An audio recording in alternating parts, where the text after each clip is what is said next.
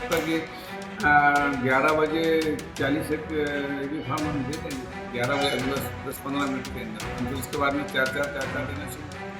ये जो आता तो नहीं, हमने और बराबर होटल के ऊपर भी फॉर्म यहाँ से दे रहा था आर्मी में वहीं से नाही, काल जवळपास काल संध्याकाळीच आम्ही शेवटच्या पर्याय, शेवटच्या निवेदन हिंदुत्ववादी संघटना कायम राहावी म्हणून आम्ही त्यांना विनंती केली की नागपूरमध्ये आपण सांगितलं होतं की 18 सीटा देणार, 16 कन्फर्म देणार आणि 2 प्लस आणि मायनसमध्ये आम्ही देणार।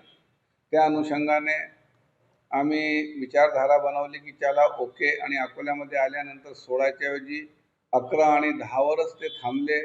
सातत्याने 10-11वर बोलणी सुरू होती, परंतु त्यांनी कोणताही प्रतिसाद दिला नाही।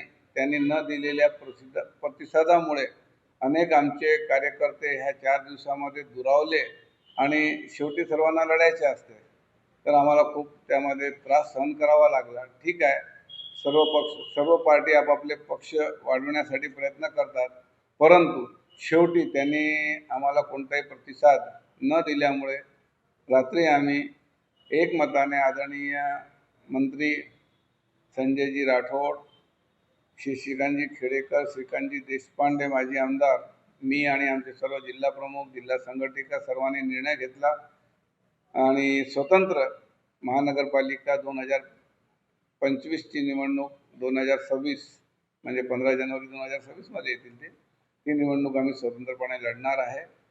आणि 16 पैकी आमचे किती निघणार होते माहीत नाही, परंतु आता आम्ही जेवढे उमेदवार दिलेले आहेत त्यापेक्षा जास्तच उमेदवार आपले निवडून येणार, यामध्ये मला तिळमात्र शंका नाही।